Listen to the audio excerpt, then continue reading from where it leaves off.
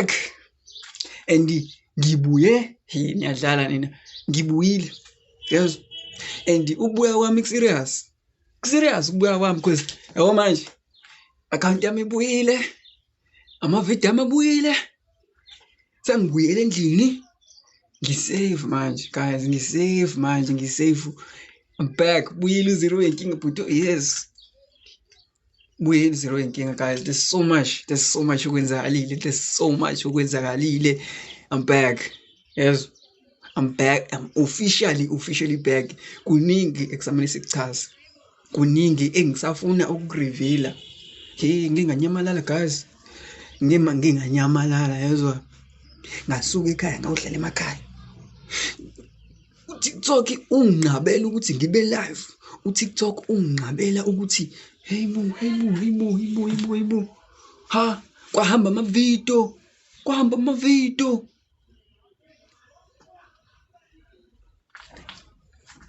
hey bo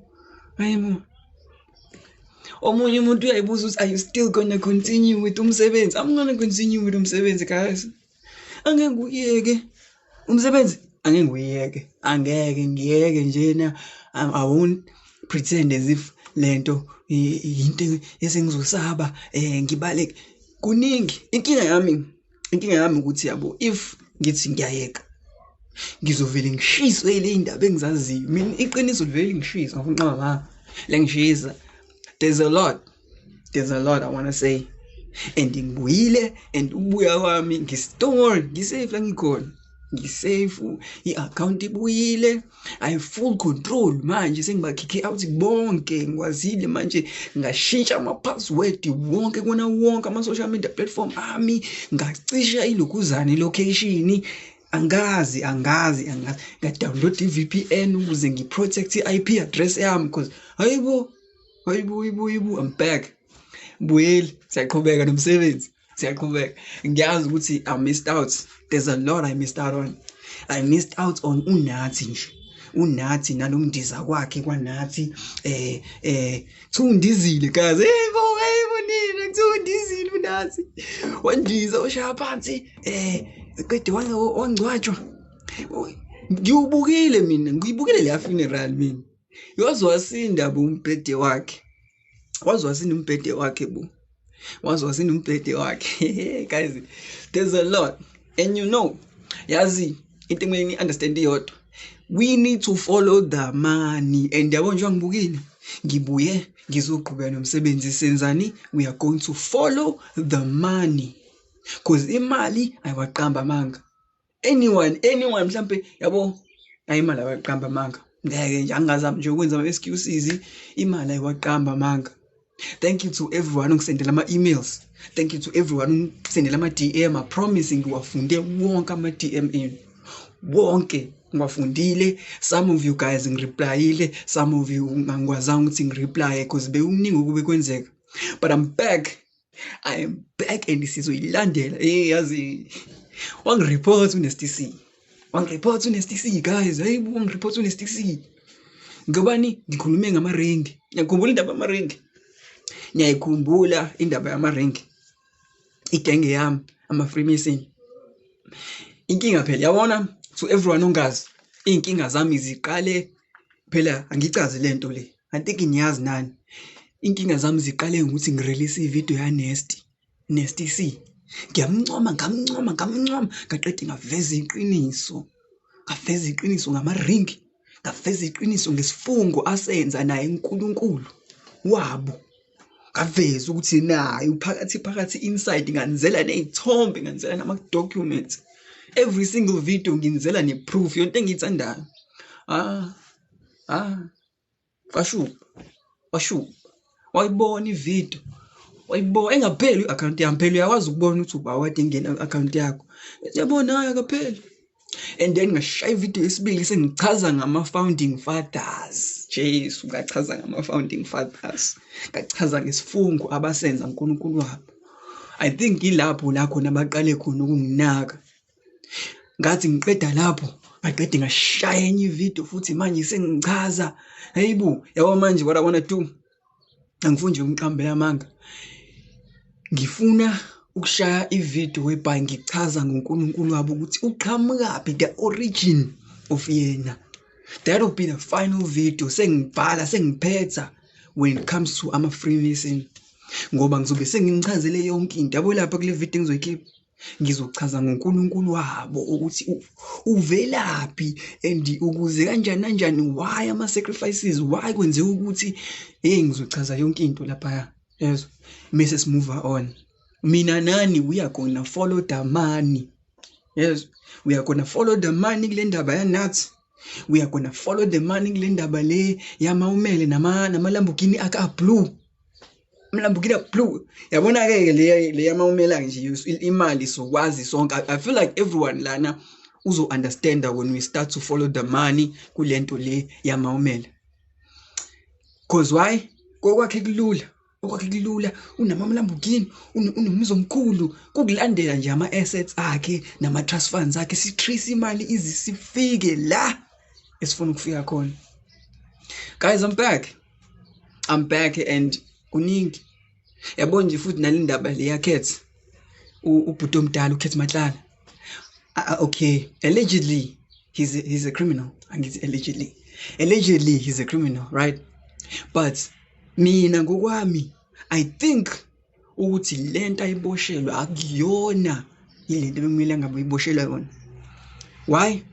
He's done so much, yet ukuze bathola indlela to silence him bambophela into encane. Imagine mina ngizokwenza a lot of things ukuthi ngenze imali, izinto ezibhedayo, and then ngihamuke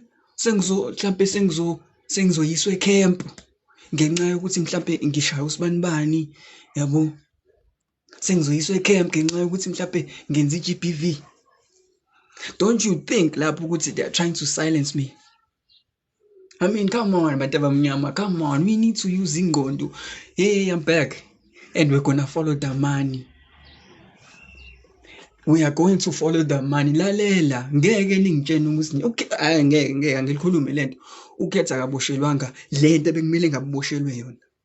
Uboshelwe enye into. And lokho kuyangidla ngaphakathi. Why? Because I think mina they are trying to silence him. Mina ngine theory yokuthi yena ube bodyguard yama Big 5. I'm still yet to prove it because angakaqali ukulandela imali. But once I start following the money, yonke into izohlangana. But most of all, our Lord and Savior, President wethu ukhona lapha. Ukhona upresident wethu laphayana. U-involved somehow. Ngiyabona nje kumamida basic release ama statements ukuthi upresident wethu is denying ukuthi uyamazi uKhethi Matlala, is denying ukuthi uyamazi uMaumela, is denying nje ukuthi uNathi was close to udeny yonke into. Kodwa manje there are videos of bona bendawonye, there are pictures of bona bendawonye. Let's follow the money. Let's follow the money, guys. Kuningi. I'm back and this is already some video. I'm back and this is ukukhuluma iqiniso. I'm back, guys. Yabona mfethu angifuna mamanga. Mina bengiyilandela lento le ya General Mkhwanazi because I feel like uyena umuntu obekwazi ukuthi athi noma ibona lento ayikhulume laba abanye bebesaba.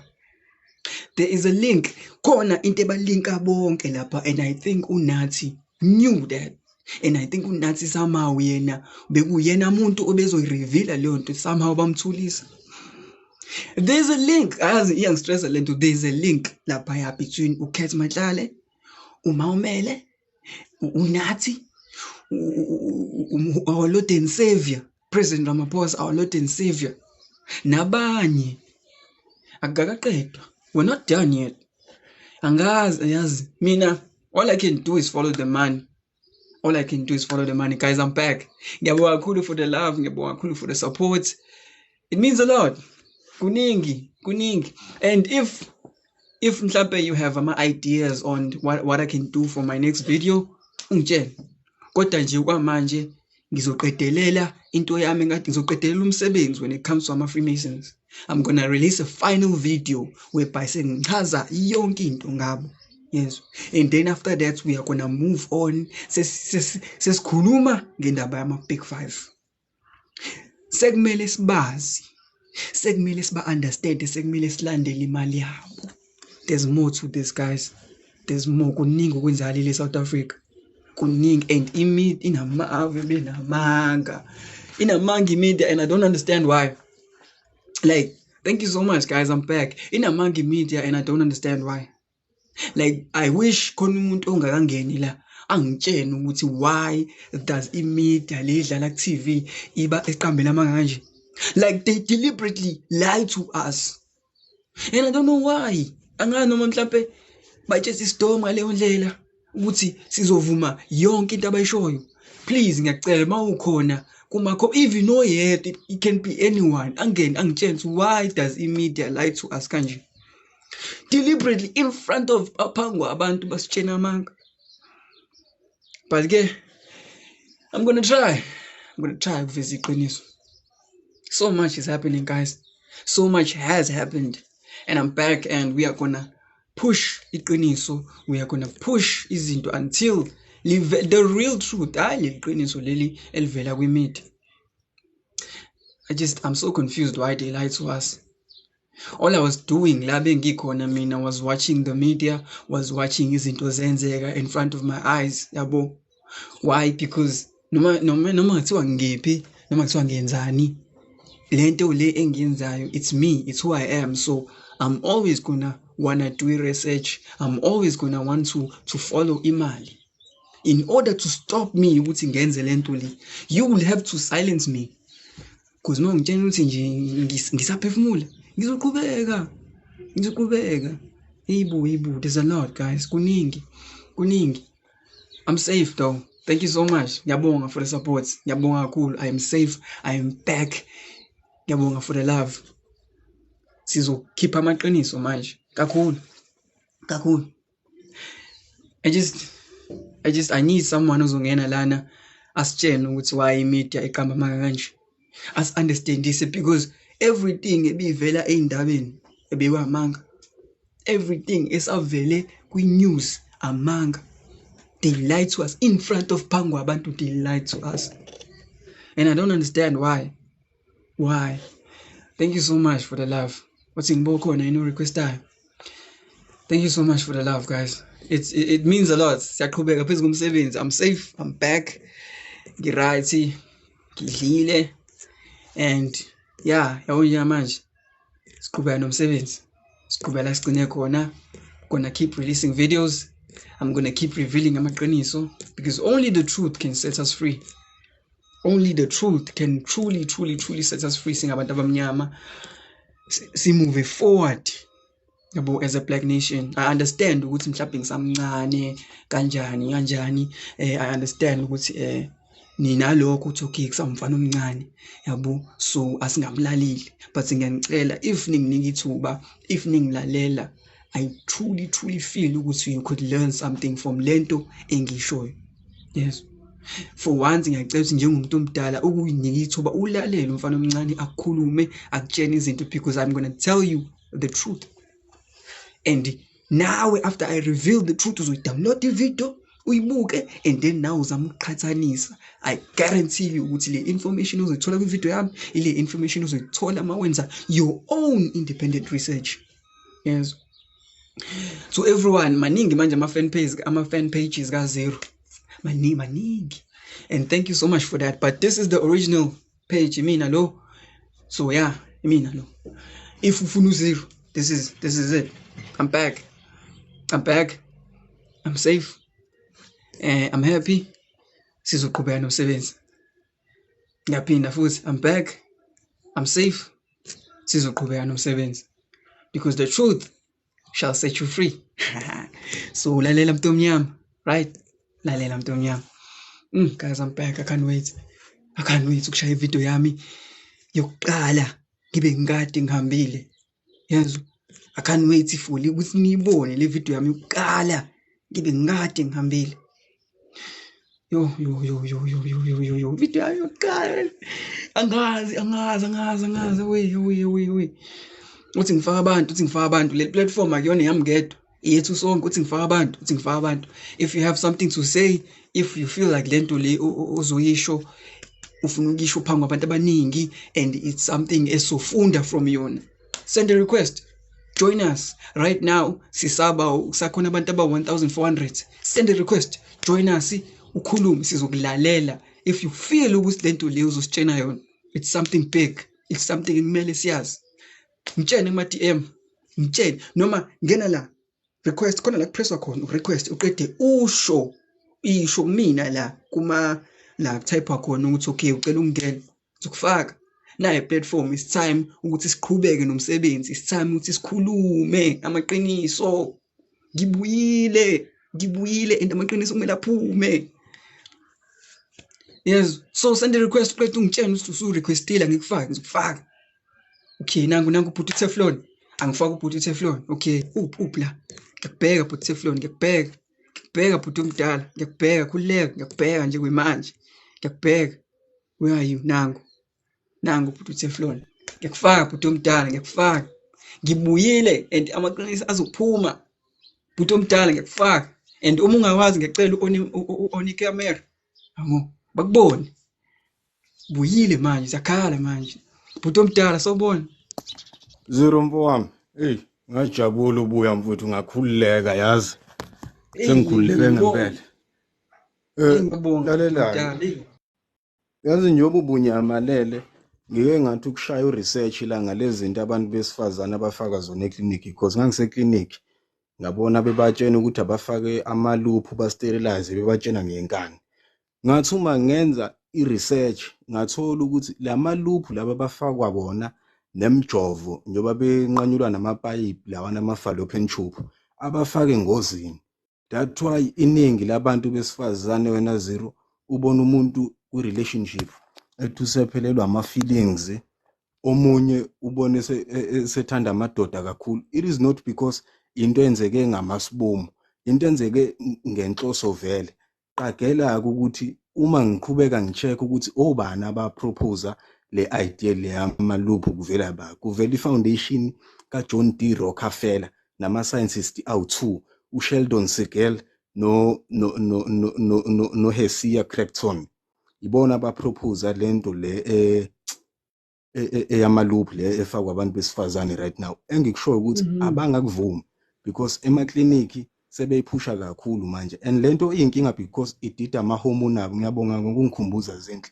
Abanye Zero umuntu uvele ophe ibhadi, umuntu ophe inyanga yonke, omunye avela aphunyelwe izisu even if eseyikhiphile le loop le. Engifuna ukusho nje ukuthi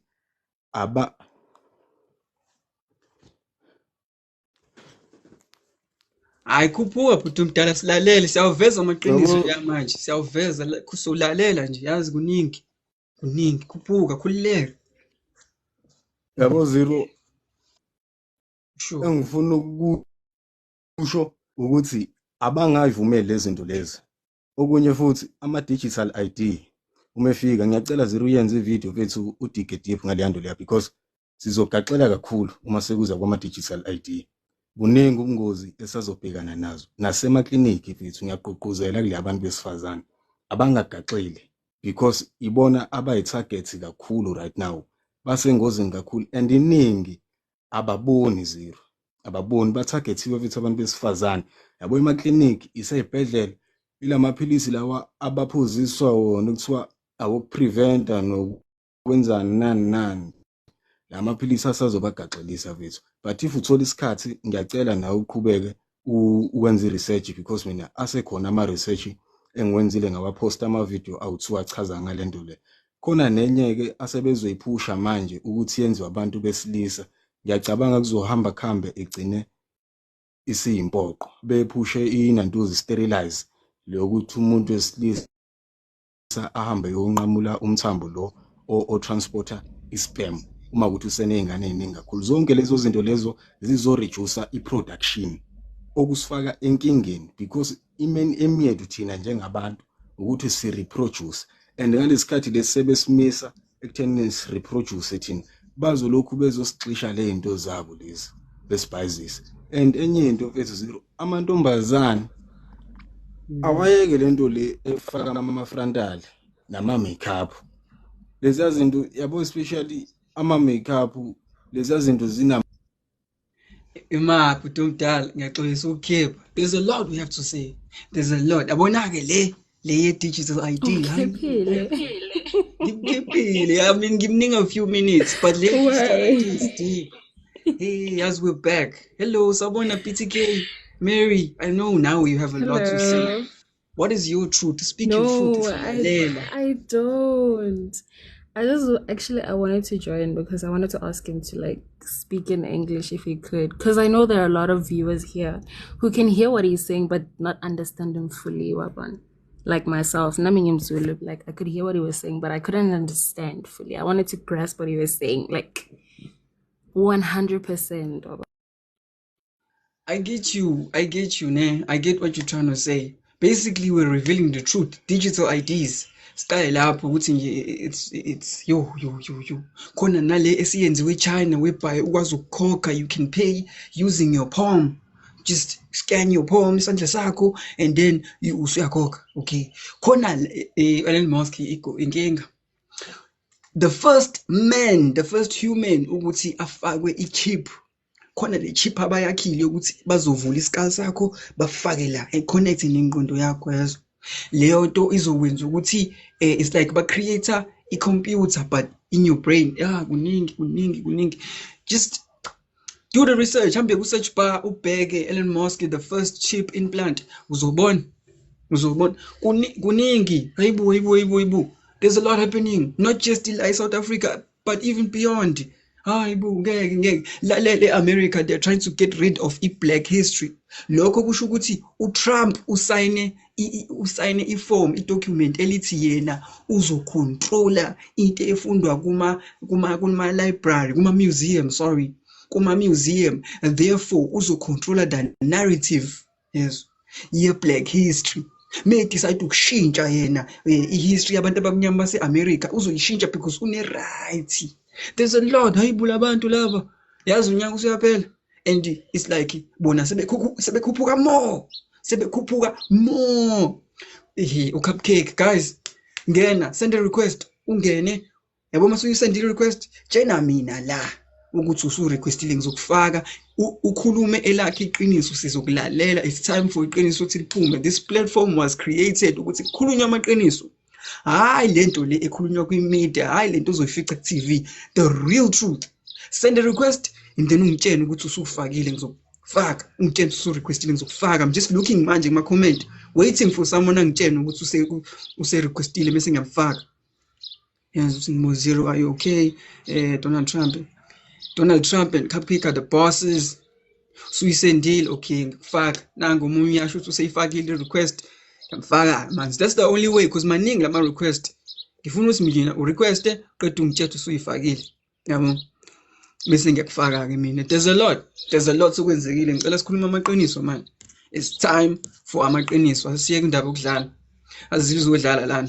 Yabo, akuyona ile platform yokuthi uzohleka, akuyona ile platform ukuthi uzofunda into engasile. Ile platform le yethu yami nawe to speak iqiniso, the real truth. Hayi iqiniso leli elikhulunywa kwemedia ukuthi ngibo ubhubhudo omnango. Kufaka manje, ngiyakufaka. I'm back.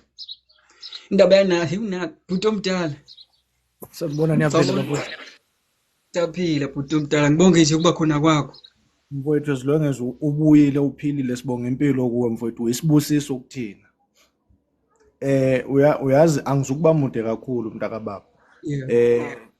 Uyazi bafowethu, ngifila ngathi kunenkinga ekhona. We need more zeros mfowethu at this point. Our prayer manje as ama-South Africans kumele kube ukukhulekela abantu abafana nawe mfowethu inqwaba yabo, because izwe liyabhubha and ngifila ngathi si-helpless ngalendlela eyisimanga. Angisenalo ngisho ithemba to the entire system. Yabona nje system nje le way singakhona manje ayingeke bafowethu. Ngisho noma ngingazi ukuthiwa manje ngiyabona kunento egqugquzelwayo mhla ka-20 yokuthi uRamaphosa must fall, what not and what not. The question is, when he falls, who's coming into play? Because I can assure you there is someone okwi-lineage ukuthi siyazi makusuka lo baba kuzongena abantu, and they're still gonna play within the boundaries of le system yabo. And izosibuyisela kule video yakho wena mfowethu ubuyifakile usivezela wonke ama-president ethu ukuthi ahamba ayogoqa lapha athi mina ngizokuphazamisa umsebenzi. I feel like bafethu kumele sivukeni ngobuningi.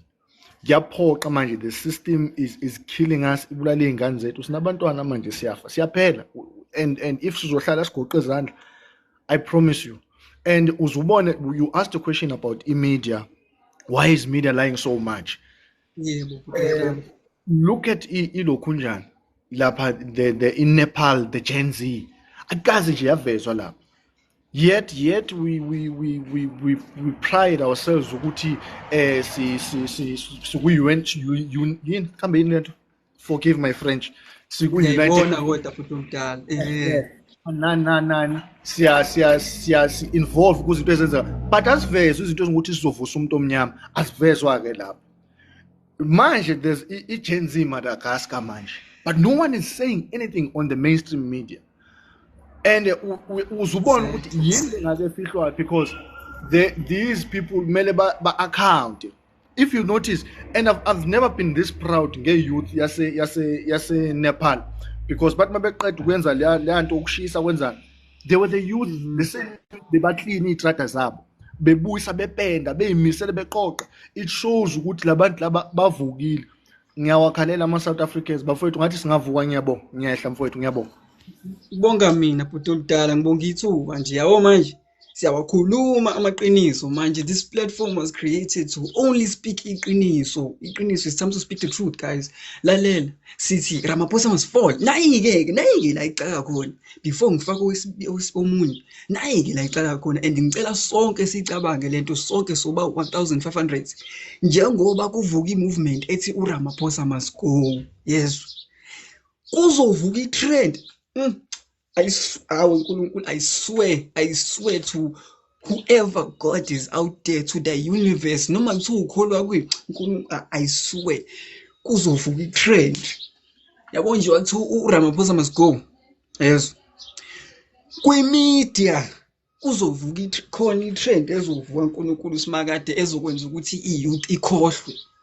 Yazi lento ngihlezi ngiyisho, kungcono manje ngoba ngiyisho phambi kwenu, angiyenzi ezivideo, ngiyisho nilalele.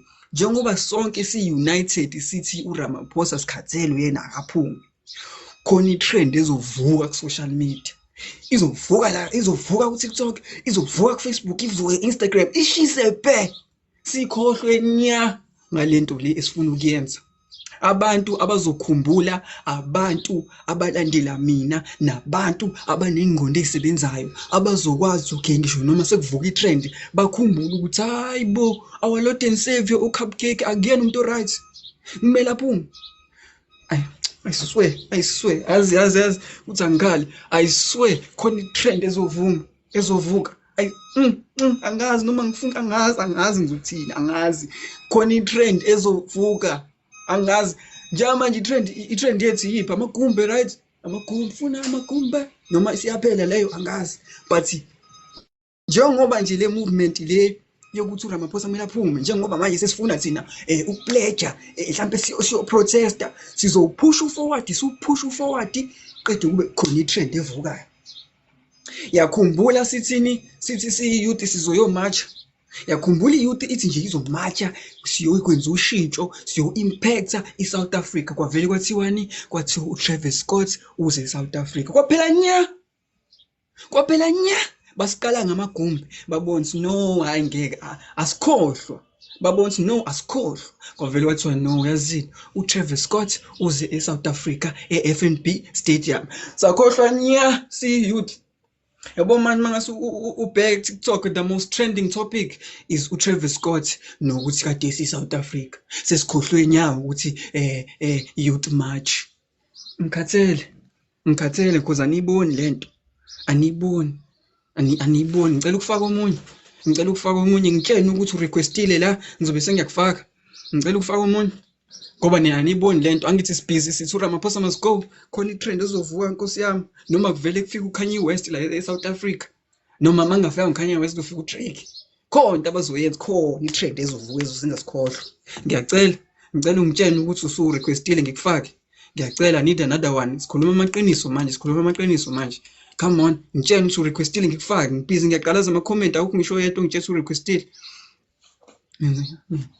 I requested okay ngiyakubona la uthi requested ngiyakuwena manje ngiyakuwena sikhuluma amaqiniso keep ama file manje sikhathele le platform akuyona platform yokudlala le azile nje manje uzodlala na sikhuluma amaqiniso ngiyakufaka you speak your truth sizolalela sizothula sikulalele everyone sibhiza ngithi sina uRamaphosa must go khona itrend ezovuka I swear khona itrend ezovuka yazi lento ngizwa ngaphakathi ngiyayifila ukuthi khona itrend ezovuka ngiyayifila ukuthi nangu ukuthi ngifake nangu ngiyakufaka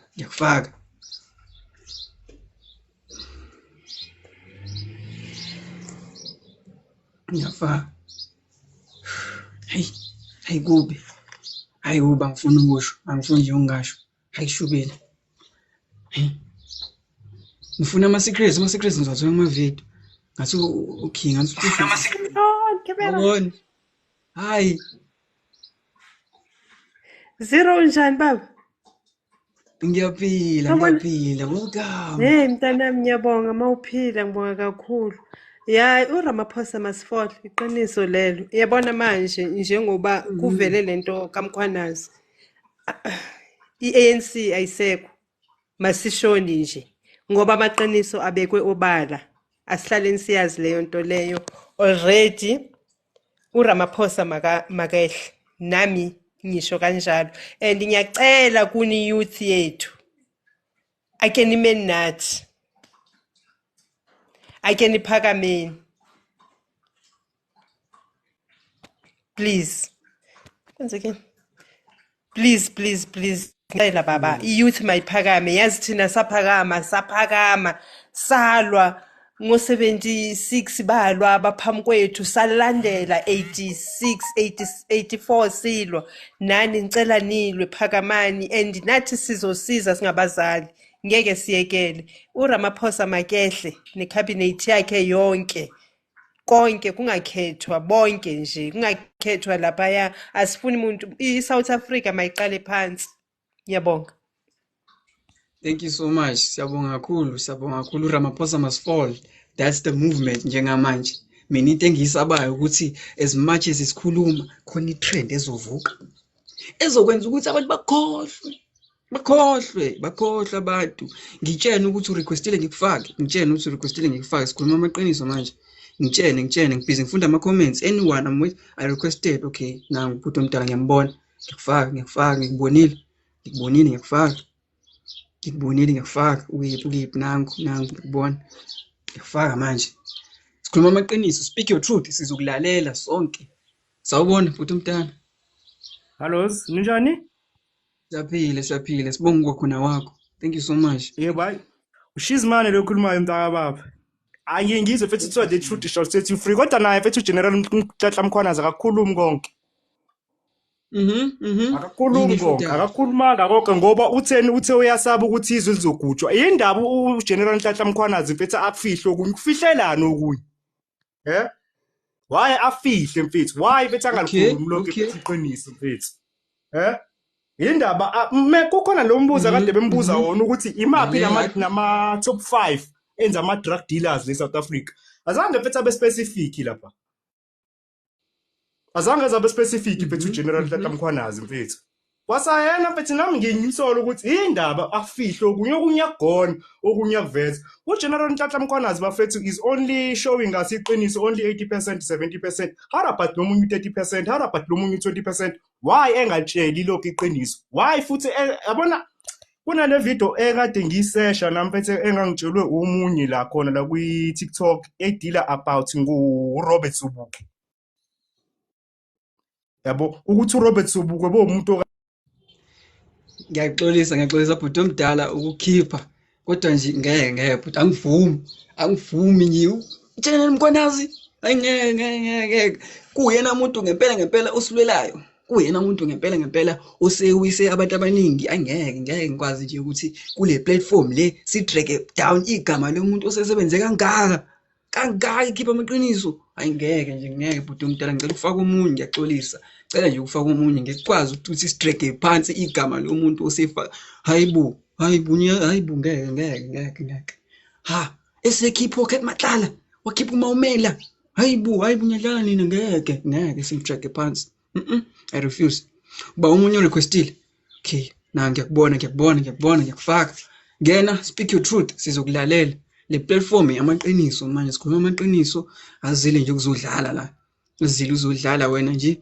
ngisabheka Sami samaqiniso isikhathi samaqiniso that's all I can say isikhathi samaqiniso ngena speak your truth whatever it is you feel ukuthi you wanna tshena abantu wanna tell people the public sawubona hi Ubona Zero wenkinga. welcome thank you so much for being here thank you so much Thank you for opening ispace ukuthi sikwazi ukuzikhulumela ngijabula nokukubona uphephile uphila.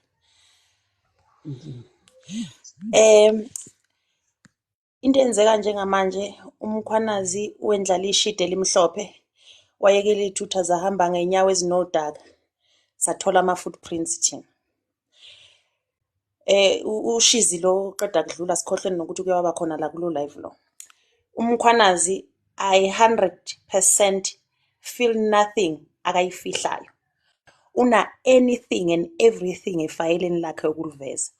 He said mabembuza ngeBig 5 wathi okwamanje masifocuseni kokwaseParliament nalembuzo eni10 zongibuza yona mayelana nalezi zinto ebesenivele nizisophile. Kuzothi mase kuya phambili ke nginabo bonke ubufakazi ngizobuletha ubufakazi. Into ke manje mina engikhala ngayo nengikwatisa kakhulu ukuthi kungesikhathi singakanani sizovota and youth izovota ngama feelings wesisu no 350 ngeke bevotela ushintsho into enginyanyisayo ke leyo sonke siyabona ukuthi inyanda ithelwe ngoparafini iyasha iyavutha kodwa uzobabona bephinda bephonsa ama orange khona lapho beyodlalela emlilweni ngokuthi bacabanga ngezisu bacabangela u350 nefood parcel eza kuphela mangabe kuzovotwa u350 lo ungakwazi ngisho ukuthenga ama cosmetics okugeza nje ungena ebathroom ngosuku olulodwa ibhlungu kabi lento eyenzakalayo njenganamanje yebo ingqondo zethu bazamile ukuzithumba onjani umuntu onamehla avalekile ngaphansi kwalesimo lesikiso njenganamanje angikholwa ukuthi ukhona umuntu ophilayo like on their right mind right now uma nengene kuTikTok scroll kuphela engangeni endabeni zika Zero engangeni kuma snippets weParliament efuna ukubona ukuthi kwenzakalani awukwazi ugovernment ukuthatha idom uyifake eParliament ushiya abantu abafundile abanolwazi nanama visions ukuthi ethatha iSouth Africa behambise phambili bethathela abantu laba abavele nabo senonomqondo wamasela ngoba baya belambile abayanga kuyoshintsha izwe lethu lesiphila kilo so le South Africa esikiyo njenganamanje mabethi we are talking and fighting for our communities every infrastructure eplanwa eofisini sihambisa kumphakathi ayikho infrastructure ne price plan ehanjiswa kwi-community konke kuya eswini thina sithola osheleni laba sebeqa ku pavement sithola osheleni laba sebeqa ku pavement abangasayi ngisho ebank sithola labo osheleni labo thina and labo osheleni labo bona they think they are supposed to sustain impilo yethu ngalabo osheleni labo a person that is on their right mind would know very well ukuthi akekho umuntu ongaphila a day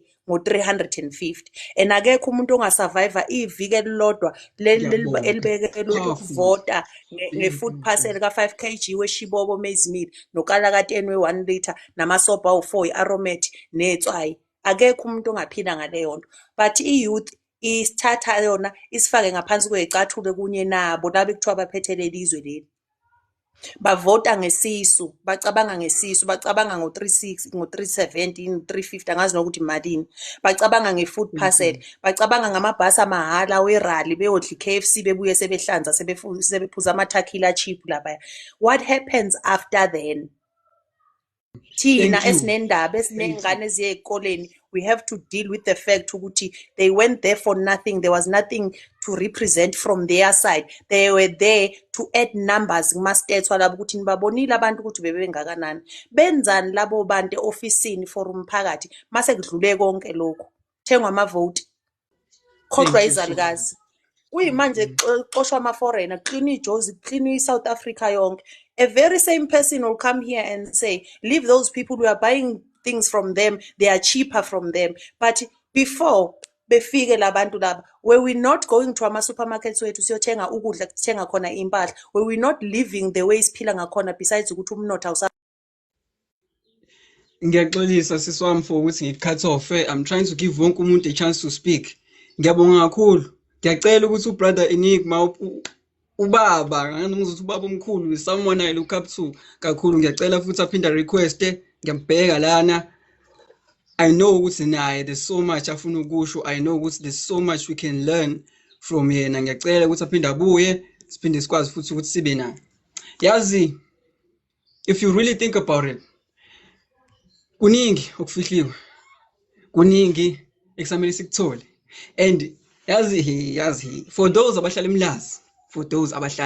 eMlazi, ngomhla ka-1 November kuzobe kuhlangene izitha ka-Q Mlazi Hall ka-Q kuzobe kuhlangene izitha i-Democratic Alliance. Bazobe bene-rally nabo laphayana. I so wish ukwazi noma ngibenze live ngivele ngibuke zobe kuxoxwa ngani. Hey, I have so many questions, man. Kuningi that we need to discuss, kuningi that we need to learn. Sengifaka abantu ngiyacela ukuthi brother Enigma or ubhuti omdala phinda abuye. Mhlawumbe I'm sure naye khona into abefuna ukuyithula ebantwini esizokwazi ukuthi isiphilise. As for now, ngiyacela ukuthi makhona omunye la ofuna ukungena send a request ngiyakufaka. Send a request ngiyakubheka sikhuluma amaqiniso. This platform is for abantu who want to speak the truth. Tell me what to request still ngizokufaka. Tell me what to request still ngizokufaka.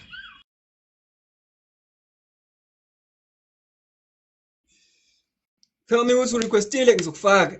Yabona nje abantu baseMlazi bavelelwe because kuzobe kuhlangene izitha ngomhla ka-1 eMlazi Hall. Hayi lungile angifaka abantu send me ngitshela ukuthi request still bese ngiyakufaka. Let's speak the truth, let's share iqiniso whilst isakhona isikhathi, whilst kusavuma. Ngiyakubona lapho nami.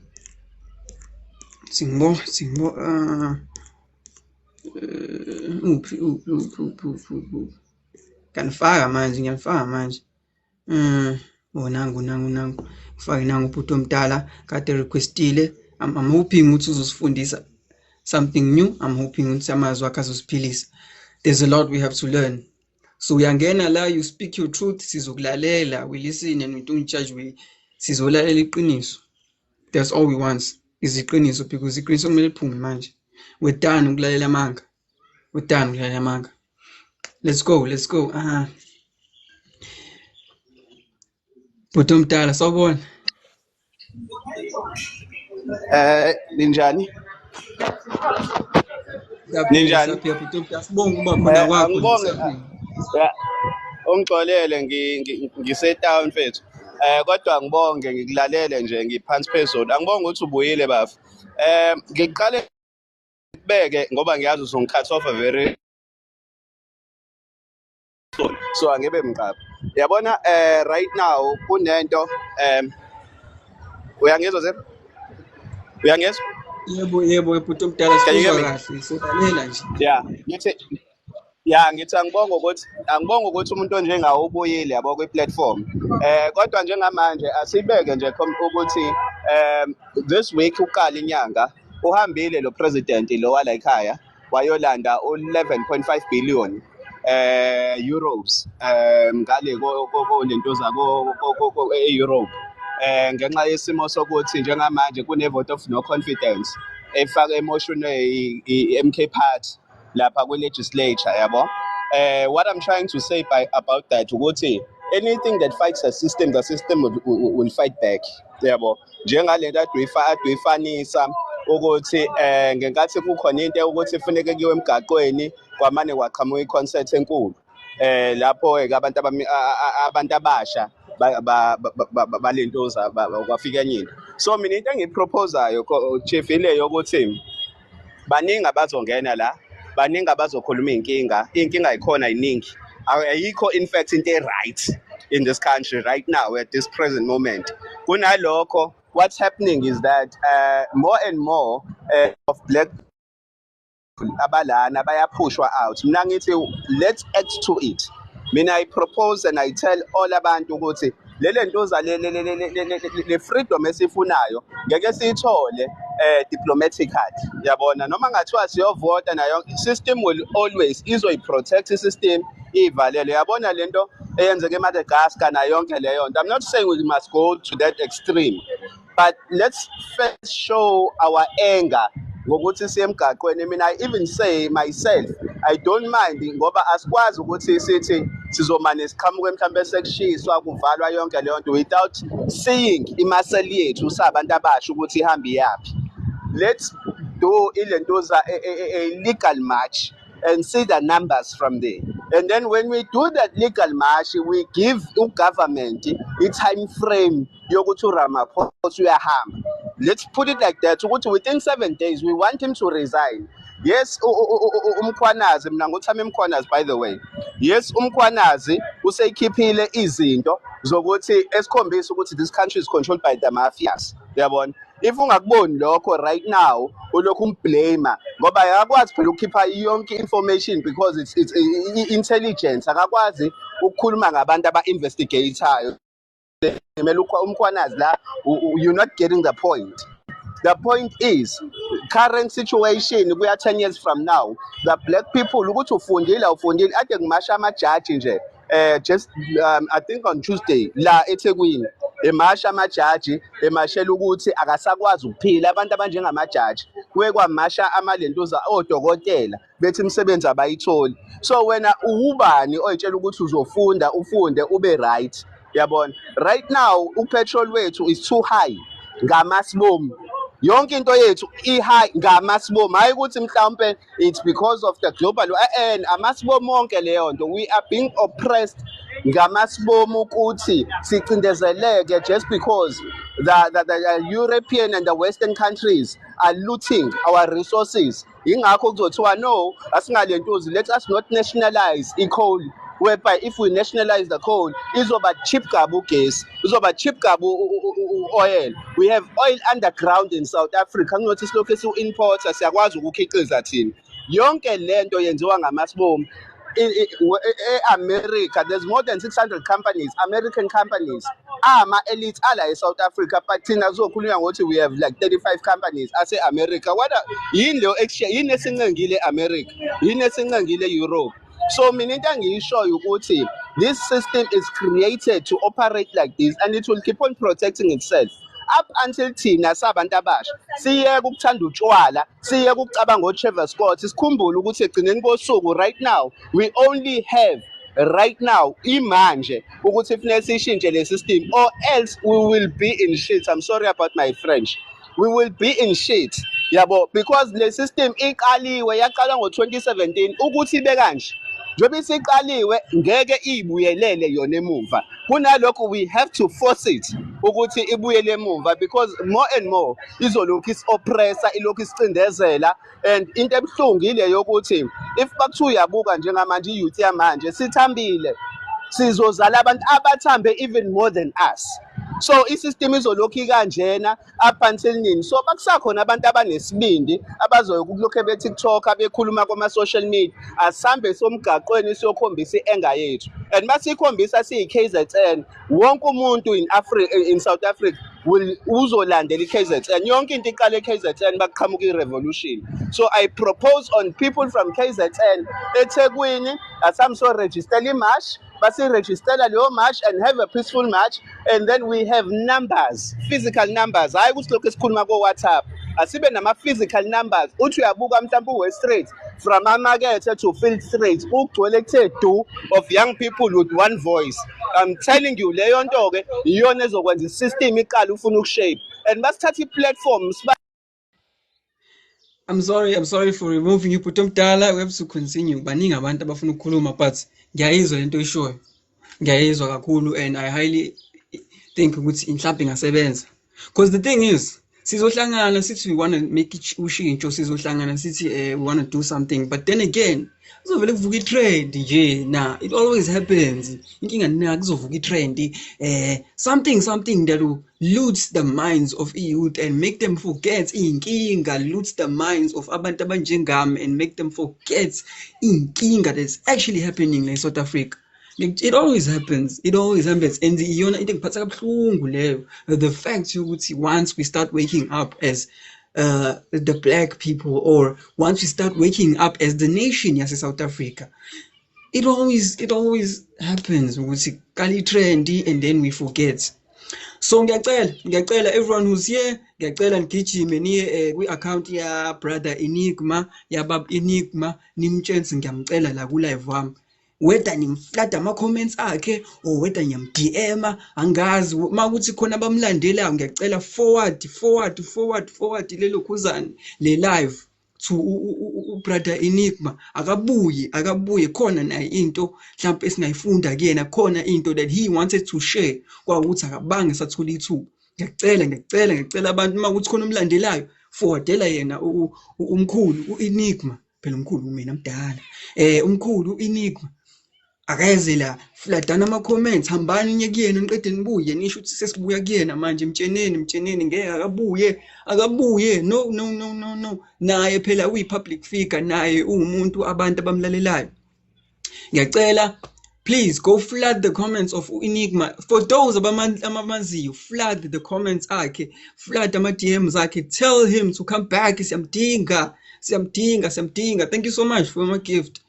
For now angibheka abantu abafuna ukukhuluma, angibheka abantu sikufake, you speak your truth, because this platform was created ukuthi abantu bakhulume iqiniso.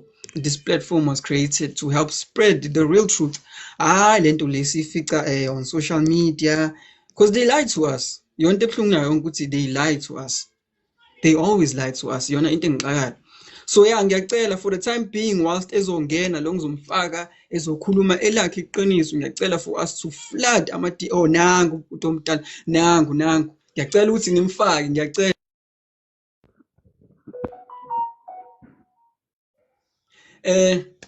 So yo sawubona and welcome to the platform. Ngazingejabula ukuthi kube khona umuntu onjengawe, someone who's respected kwi community, someone abantu abakwazi ukuthi bamlalele, because vele indlela ibuzwa kwabaphambili. Sawubona. Bafo ngiyaxolisa mani, angiyena ngiyitsheleke ifoni kuyena ubaba esonta naye. Ubaba esonta naye. Ngifike ebukela uTikTok manje nganomdlandla mangabakhulunywa lana, ngiyaxolisa kakhulu. Ayikho inkinga kodwa nawe usangakhuluma.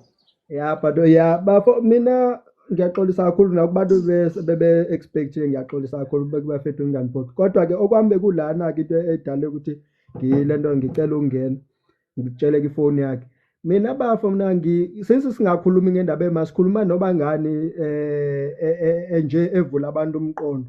Mina okwambe ku-like 10 ukuthi singabantu abamnyama, I don't think we can go or we will go anywhere sisebenzisa le system ikhona. I think thina sabantu abamnyama we need to mhlambe wake up, I don't know if I must use that word, wake up and realize that this system is not going to take us anywhere as black people. The democracy system is not going to work, is not working for us.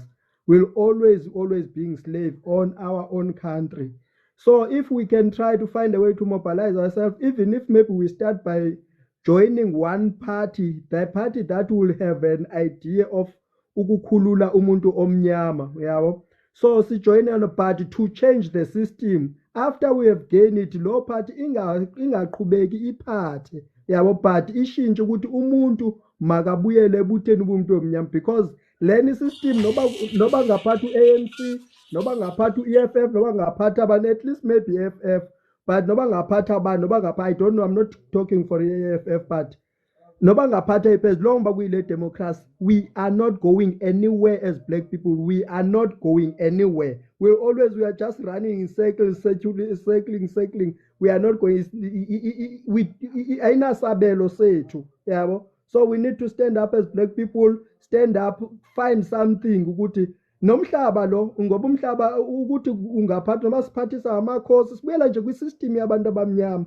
Lapho ke sizoba nazo ke izinto esithi sinazo okwamanje leni into silwa ngayo I'm not gonna take us anywhere, but we can try ukuthi sibe nephathi eyodwa singadividani singalwi. Usibonelo iMK neEFF akufanele lezo zinto ukuthi ziyalwa ukuthi nje ukuthi thina fanele bathi thina sisende njengabantu ama South Africans sisende ideas zethu ukuthi MK or EFF faka naleni idea kanje so that mangaba kukhona ewina kuzozoyi2 sazi bakodwa iaim yethu sekutheni ukuthi siphume kulento democracy. It's not working for us, it's not gonna work it for us forever, otherwise we'll be fighting each other, analyzing each other for these people that we don't know, because our president is not even Ramaphosa, is not whoever is gonna come after Ramaphosa.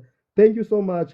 I apologize again for using my brother's account. Sorry for the No expectation. problem, Kutumkali. No problem. Amazwi akho ayaphilisa. We expect into kanje vele kumuntu owazana no brother Enigma. Siyabonga kakhulu amazwi akho avela asiphilisa. Yo, we owe you a lot for ukuthi ungene nje. Ngiyabonga kakhulu for that. Thank you guys. Thank you. Yes, let's continue, guys. Sikhuluma iqiniso for as long as ngiyilana, as long as ulive uactivate. We are speaking the truth. Uyangena, you speak your truth. Sawubona and welcome. Sawubona Zero, unjani? Ngiyaphila. Thank you so much for being here.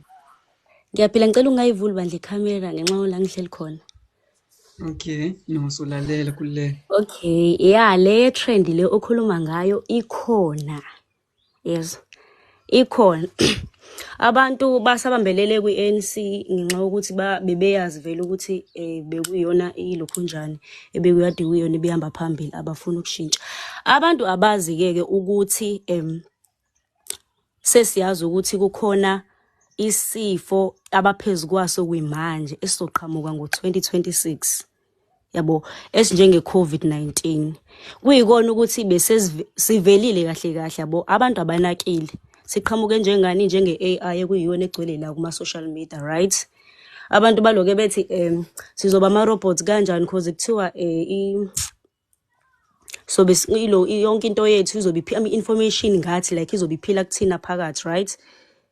Abantu baloke beyibuza ukuthi kanjani yabo. So uma ungilalele ngicela ukuphuma. No problem. Thank you so much for sharing. Kuningi that we could discuss. Kuningi. I'm glad with abantu sebeyabona ukuthi I'm here. I'm alive. Yeah. And I don't really represent any political party engazanitshe ngumuntu wepolitics. No. Mina ngimele iqiniso nje. Ngimela nje iqiniso njena because we need to spread the truth. Siyeke ukuloke manje siphila in an illusion. Siphila mhlawumbe siyitshena ukuthi yonke into right. As of now, of course, kuzovuka lento ukuthi Ramaphosa must fall. Abantu will be railed up, social media sozama sikhulume, and then when the time comes la khona manje sekumele ngempela senze action. Into ebuhlungu ukuthi kuzovele kuvuka itrend. Kuzovuka something that will loot the minds of abantu abanjengami abantu beyouth bakhohlwe ukuthi they wanted change. They will completely forget. Because it always happens. It always happens. Njalo. We might end up forgetting what we need to change, or we might end up forgetting what abanye bethu are unemployed. We'll forget into eningi. Mase kuvukele trend. Thank you so much for the support. Thank you so much for the love. Angazi, I don't know what to say at this point. Kuningi that I want to say. Kuningi that I want to share with abantu because we need to speak about these things. We need to know the truth. Sifundisani as a nation. Sifundisani. Sikwazi ukuthi siye phambili. There has to be a better way. There has to be a better way for abantu abamnyama. We deserve more. Hi and welcome to the platform. Welcome. ngiyajabula ukubona ukuthi usasekhona bhuti omdala ne. Mina into engifuna ukukhuluma ngayo ne ukuthi angigqoke ukuthi ngibeke kanje. Into engifuna ukukhuluma ngayo ne as someone who's living with HIV, this year it will be 33 years I was born with it ne. But as ngiyasebenza with the health industry, ngiyengagcina sengibuza questions and wanted to know and to find out. I got my medication around 2009 for 6 years and I got extremely sick where I almost lost my life. So yonke lento le angifundisa ukuthi okay, let me take the pill and ngizama ukuchecka and mangiyayichecka grand sharp lento le ngaze ngagcina sengisebenza ku health and bagcina sebangirelease ku health because nyenga realize ukuthi certain things abazitshela abantu eclinic ukuthi mawuphuza i-medication ungaphuzi le uphuze into ekanje ilimaza loku ibooster loku. I even asked ukuthi okay ngicela ukubuza since sonke sebenza ku health and all that umuphi udokotela okwaba infected ne HIV and azathi no him it was before PEP ne PrEP zingena in the picture ukuthi uyakwazi uyi-prevent. Like sometimes abo doctor mawungena you sign a NDA, non-disclosure agreement ukuthi whatever oyibonayo eyenzakala you don't say it to the public. Siyawathola ama-lawyer who are HIV positive but udoctor othi I'm HIV positive, I got infected emsebenzini, this is how it happened, and to show ukuthi i-cure ikhona but i-cure ngeke bayikhiphe because ukuphuma ke-cure ama-company amaningi, billions and billions, and whether we like it or not, even the rich are benefiting from it, whereby thina ngapha we always suffer on it. Mawuja checka for mina umuntu ongaspani who's living with HIV, I need to find source of means ukuthi ngidla kanjani ukwazi ukugwinya le pills. But lo 370 bangithumela wona, it's not enough to last 2 weeks, futhi no 2 weeks mningi, like few days nje iyaphela, even 1 day iyaphela. But mawuthi ubheka abantu aba in prison, they spend 15,000 a month for umuntu oku prison. So kule system in terms of ngibone you comment la njobe ngifunda bathi i-system yethu it's built like a casino, only the house wins. I wonder if besingathi sikhona with the power ukuthi yazini if you can open like your own political party yangithola. I know ukuthi it's way too risky for wena ukuthi ungayisha, but only if you can create it, because nathi i-youth yala noma singathi siyavumelana, let's take it to the street. The businessmen abaphethe zonke izinto bakwazi ukuthi nihambe uyowisa i-truck yotshwala le na le once utshwala lapho siyakhohlwa ukuthi we are taking it to the streets, sifuna ukuyenzani ukuletha lento le phansi ukuthi stop this thing yokuthi thina nisibekele emuva. But once thina abantu abamnyama sesibona utshwala siyakhohlwa ngento ezi-serious to such an extent nokuthi i-future yethu. Instead into esiyaziyo it's coming here online and also talking ukuthi no, let's take it to the street, let's take it to the street. Mayifike i-final day yakhona yonke into iyashabalala. Ngiyabona bakhuluma nange-betting. I-betting, it's only us who can be against it. Once ubona ukuthi you are broke to such an extent wakwazi ukuhlanganisa leyo 10 rand oyiphethe, instead of uhambe uye emakuleni uyothenge OTT voucher uthi let me gamble, let's stop using the gambling games. Ithi ngathatha isikhathi esiningi. Ngiyabonga njaya. Thank you so much, Putudala. Thank you so much. Again, kwangena omunye umuntu wasifundisa something new. Sakwazi manje ukushare information ekuyiyona into ebalekile, right?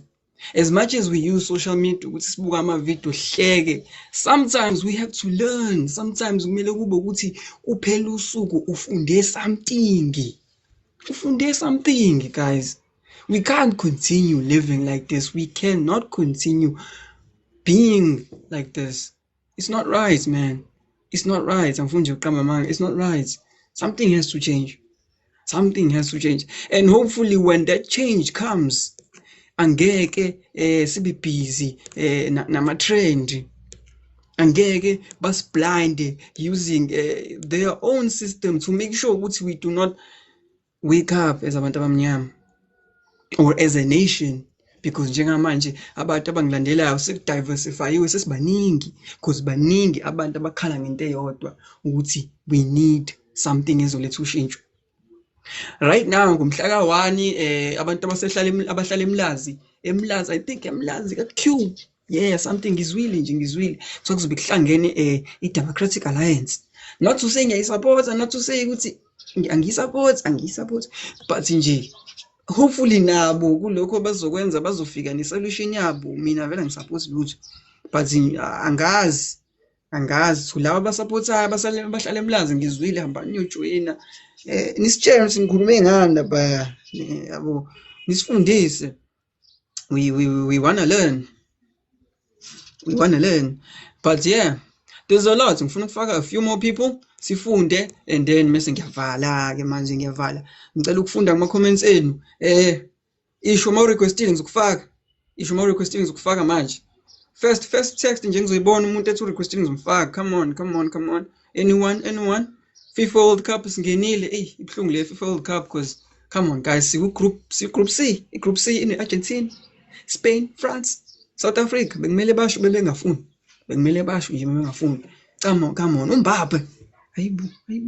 So yeah, singakhona ngebhola. Urequestile uba nangu Ntombi urequestile singifaka. Baningi orequestile, mina ngibona nje ngabe usufaka igama bese ngiyakufaka. Sisintombi ufuna ukukhuluma. Let's hear her out. Akhulume her truth, sizolalela, because this platform was created to sikhuluma amaqiniso guys. Sawubona and welcome. Hi Njani.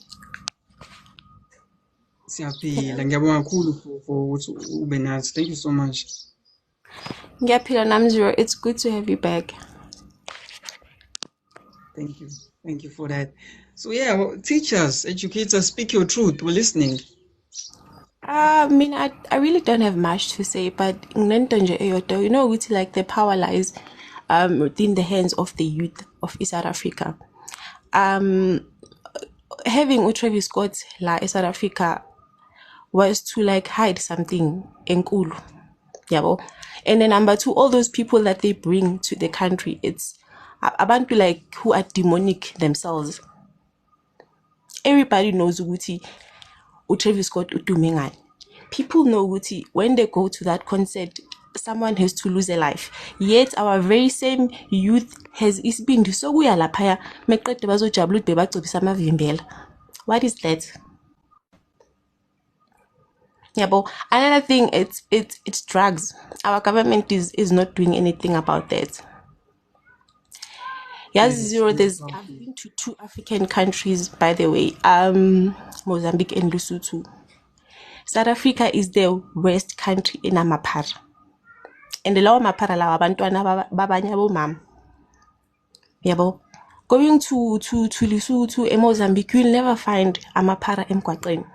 If you find those people, it's homeless people, not abantu ababhema ihunga, abantu ababhema intasha, abantu ababhema inyawubi. Our government is very quiet. At this instance, uRamaphosa Uthuli, he's not saying a word. He's nowhere to be. He's not even saying anything at this very point. Our president Uthula kanjani? Because of what? He's not our president. Our chances are president wethu omunye umlungu oyihlelele somewhere overseas. Cupcake is just being paid to play president, and he doesn't even have a say. Nyabong. Yeah, that's very deep, Yazi. The fact, I agree with you, Mauti, the whole stand, yeah, Travis Scott. Yazi, to tell you the truth, when it comes to Travis Scott's, because the truth is, every time Mezo wins a concert, someone gets unalived. Sibonge nje ukuthi our God, our ancestors, and whoever, whatever you believed in, protected abantu bethu the time belapha FNB Stadium. Because seriously, if you look at our track records, if you look at the history of Travis Scott, every single concert, someone gets unalived. Is strong in South Africa. Is strong. Yo. Bonke. I think clapping ngakho at the time how ngiyabonga. I think that's why uthe before izohamba uqale kwaguqa lapha kwabe ngathi uyakhala yabo and stuff. I think ubeseshiswa into zakhe ukuthi hayibo sengize ngiyahamba ngempela, no one got unalived. Hayibo ngiyantshela nina, whenever uTravis Scott ezokwenza iconcert uhlezi khona umuntu ozoshiya emhlabeni. Njalo yabo nje ku-Astro World khona le ayenza ibizwa nge-Astro World, so many people got unalived. She's strong. Yeah, Tingoba omunye ngafaka sengizovala ngoba Singbo sovala ngoba ngitsheneni. Tell me ukuthi you requested, ngizobona request yakho bese ngiyakufaka. Isho nje okay uthi requestile bese ngiyakufaka. Anyone mengabona the first person engizobona ethi requested ngiyamfaka. Let's go. Yeah. Sisbo. You know what? Angivala. Ngiyabonga kakhulu. Vale so qhubeka. I don't know, your weekend. But ngikhona, I'm safe and siyaqhubeka sifaka ama-video. Please unala. Okay, ngiyamfaka unala. Ngimfake. Ngizwa abantu bekhala bethi angene unala. Ngimfaka unala. Ngimfaka unala. Unala is our last speaker, guys. Angimazi but ngizwa kukhala abantu kuma-comment kuthiwa ngimfaka nangu. Ngimfaka unala. Hawu, uphi? Faka unala. Bhuti omdala, sibonga ukuba khona wakho. Thank you so much for usijoin. Ngisho okuningi uzokhuluma, amazwi akho azosiphilisa kakhulu. Ngithemba kanjalo bhuti. Yazi ngizama ukuvela la. Ngiyabona okay. Bhuti. Ukwami kuthe ukuhluka kancane kwizinto kade kukhulunywa ngazo kaBhuda. Yeah. Le industrial revolution lethu esikuyona yokuthi izinto ziyadigitize zonke.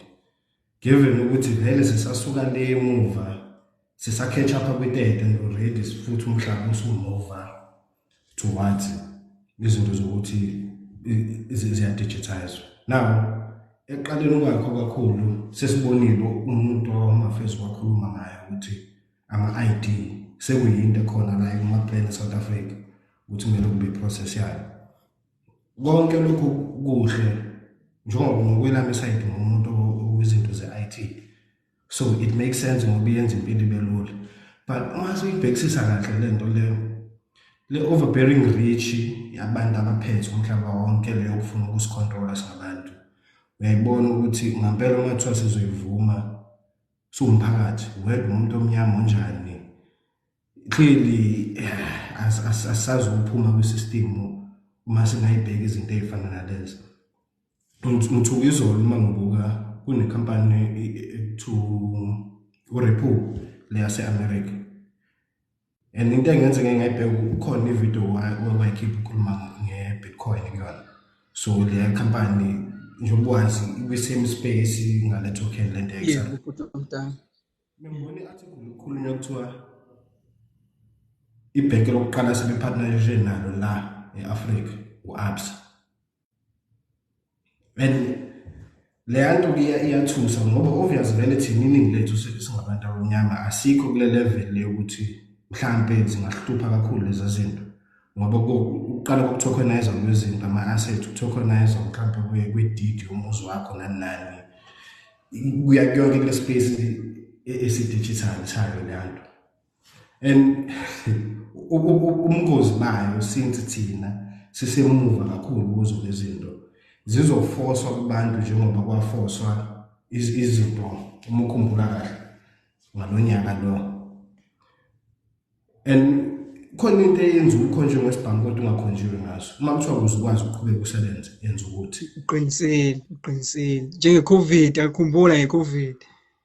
kwakuyileyo nto. So nayo i-ID and into ebuhlungu i-working class yona yokuqala okuyiyona eyenza i-country iqhubeke isebenze kahle ngokukhokha i-tax, yenza futhi iyona engenazo isikhathi sokuthi leli thuba linazo thina njengeyuthi ukuthi singaye emgwaqeni sisho ukuthi hayibo le nto le asikwazi ukuthi siyivume. Now le working class okuyiyona le eyenza i-country iqhubeke ibe sustainable, iyona la ezophoqa kuzo lezi zinto. Kuzoba khona into ezomphoqa umuntu ukuthi i-ID yakhe ibe digital. Now nisi-digital-ke vele usubanjwe ngale nto le ukuthi uzoyenza lento esifuna uyenze wedwa uyathanda kodwa futhi uzovezwa-ke njengokuthi for i-security umsebenzi wakho kufanele uyenziwe. So uma ngibuka yona lento yale nkampani le i-ID udigitize imali, now ila kusondela khona lezi zinto lezi zama CBDC abakhuluma ngazo central bank digital currency. Now thina la eSouth Africa singacabanga ukuthi ngoba mhlawumbe siyi-third world ehlangene ne-first world ayisihluphi. Yazi into esondele kuyona into universal somehow basic income ekhona la eSouth Africa i-grant. So abantu bokuqala bazongenela kuyona lento iyona i-grant. Ukuthi ukuze uyithole leyo mali nazi izinto. And now umuntu uzonikezwa imali eprogramwayo unayo inkululeko. Qinisile yazi. Uma bengidecide ukuthi angiyithandi izinto kuyimina oprogram imali oyisebenzisayo ngiyithanda into ofocus kuyona kakhulu. Uma ngingena ngibheke into zakho la ama-for you page bakho ngoba bayasibona sonke labantu ukuthi senzani. Ukuthi indlela ocabanga ngayo ngiyithanda. So kulula ukuthi imali yakho ngivele ngiyifreeze ngoba sengikuphoqile kwisystem le engizokubamba kuyona kanje. Whether uyathanda awuthanda. Yeah, exactly. As much as kunjalo ke into esingeke sibalekele umhlaba omuve la kuyona. Like uma beqale ngo-ABSA sebefikile eSouth Africa. Into emengifuna ukuyisho sengivala but ngayo lento leyo yokudigitize uma ubheka le space lesi sokuthi imali izoba digital. Yonke into yakho uyi-ownayo. I-proof ye-ownership yayo izoba into e-digital. Then already ngalokho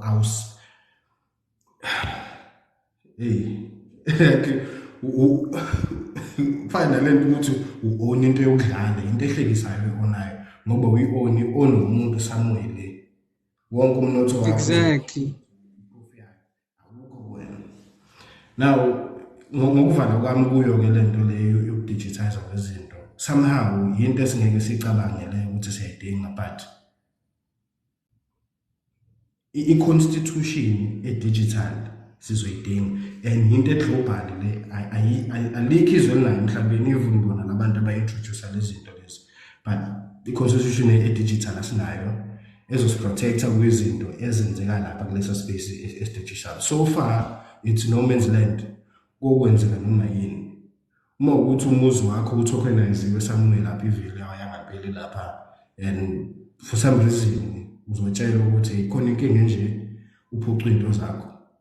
Nje kukhona abantu abangazi ukuthi mhlawumbe impesheni abanayo manje izinto ezeke zavele zama-emis ugovernment wenzani but asipay attention to izinto.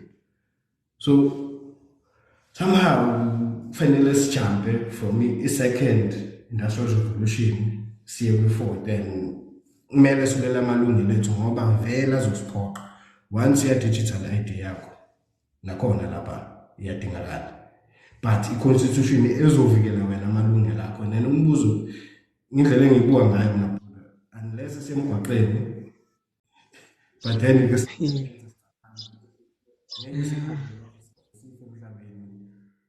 siphile ngaphansi kwesystem umuntu le anganawo amalungelo ngaphansi kwawo ngoba vele ekugcineni uma uyibuka lento le kwakubani Schwabs lo lento le ngesikhathi bayikhuluma ukuthi ungaguli inutho and futhi lokho uzojabula ngakho isilo basibulala sisho siphikisa lona ukuthi akukwazi ukuthi ungathi umuntu engangabona lutho kodwa futhi kumjabulise lokho. And iqiniso sesifikile lapho kuphela ukuthi ngeke sibone abantu bazobona nje sebevumba ukuthi sisila kanti Ngiyaxolisa ukukhatha off bhuti omdala yazi ngiyajabula masikwazi ukuthi sithole umuntu oyi-professional when it comes to lezi zinto ze-IT. Ngiyacela bakwazile bamlandele ubhuti omdala ukuze amazwi akhe ayaphilisa. Yazi it makes you realize ukuthi as isikhathi sihamba by 2030 we might not own anything kodwa futhi you have everything. Angazi because vela ngithi of course i-technology upgrade izinto ziyanyuka but imagine not owning anything.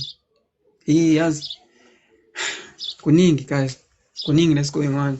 But yeah, I'm gonna keep doing my research, keep producing videos. Siyaphambili siyakhona. Siyaphambili. At least I'll try to do my best. Ngiyabonga kakhulu for joining me. Thank you so much. We'll try this again next time. Maybe ngomgqibelo, maybe ngesonto. kodwa nje this platform sizokhuluma amaqiniso, sizo-exposer. It's time, guys. It's time to actually speak lezi zinto ezibalekile and stop depending on imedia, because imedia izoloku isiqambela amanga. Ngiyabonga for the support. Ngiyabonga so much. Let me go. God bless you guys, all of you. Ngiyabonga.